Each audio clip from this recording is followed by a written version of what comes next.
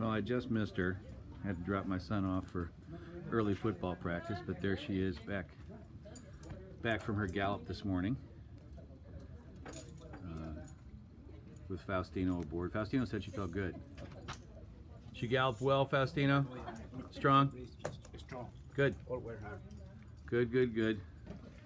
We tried to get away from a lot of the kicking possibilities here. She's going to make a turn, and I'm going to catch her when she comes back. Morning, Piddler. When she comes back this second direction. It's about 6:45 in the morning here at the Dale Romans barn, and I'm going to give you a little brief bit of Lavender Chrissie, who just finished up her gallop.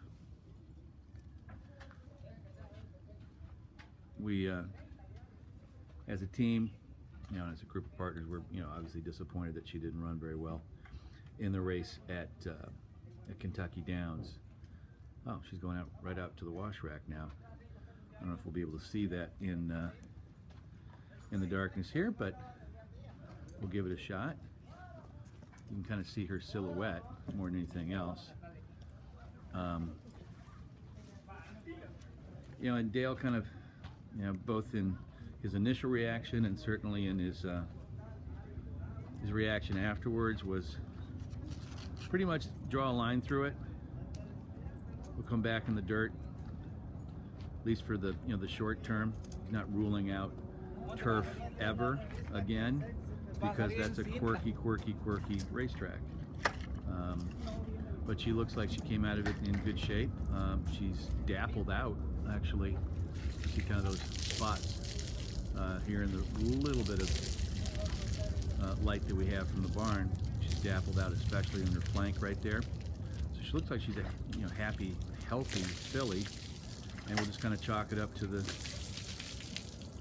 quirkiness of the racetrack, the undulation that she didn't particularly love. I mean, that's a guess. Nobody's going to give us the definitive answer. She just didn't run as we wished she had run.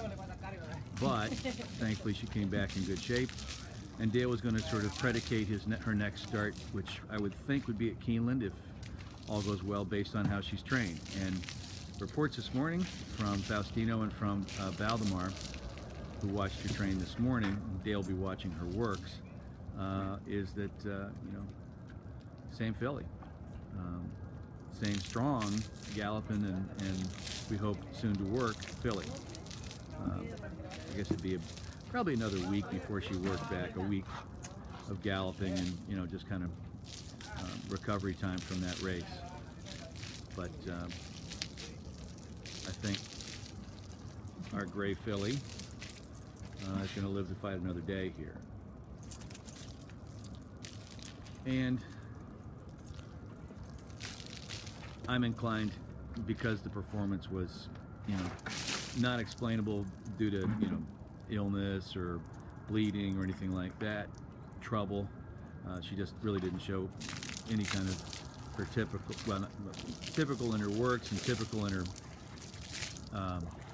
good races, talent, that I'm inclined to throw it out as well too.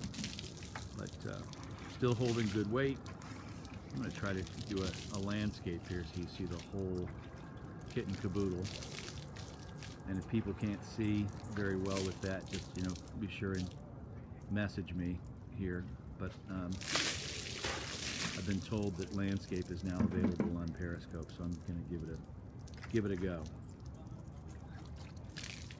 Thank you, Mr. Perry. Beautiful thing. I'm going to be heading over to the Dallas Stewart barn here in a little bit. Good morning, Gary. But Lavender Chrissie finished up her training, talked to Faustino, saw Valdemar, watched her. I'm just kind of reading the tea leaves based on just body language and energy level, etc. And I think we're in.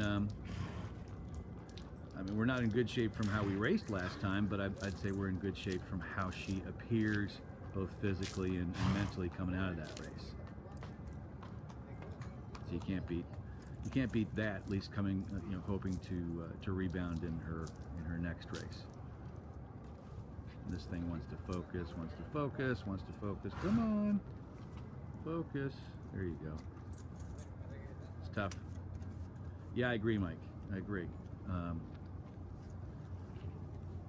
To say that it's frustrating when you know there's talent there, lots of talent.